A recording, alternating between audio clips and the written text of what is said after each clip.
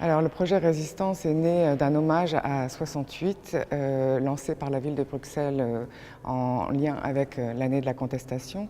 Donc, dans ce cadre-là, 68 a été un moment d'explosion au niveau de l'art et aussi au niveau des mouvements sociaux.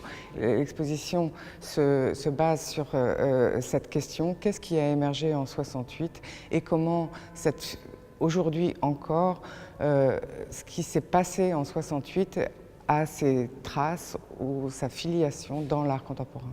Toute l'exposition se base sur l'idée que la résistance, c'est un moment d'impulsion, c'est un moment aussi de libération, d'énergie.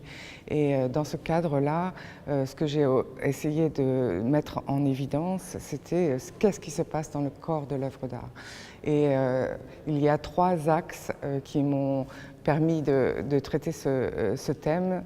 Le premier axe, c'est l'intrusion comme médium du mot ou du slogan. Le deuxième axe, c'est celui qui correspond à la résistance qui est faite à l'intérieur de la matière des œuvres d'art. Et le troisième étant celui de l'espace et de la participation. Dans ces trois axes, l'œuvre d'art rencontre l'espace public, rencontre le spectateur, rencontre le public, et elle va s'exposer et se développer dans d'autres espaces que celui réservé à l'œuvre d'art.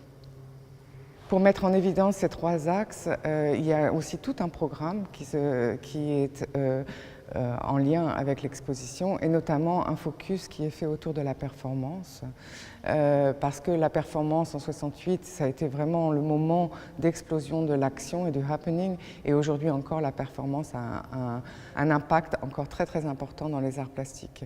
Il y a à cet effet trois éléments qui sont mis en évidence.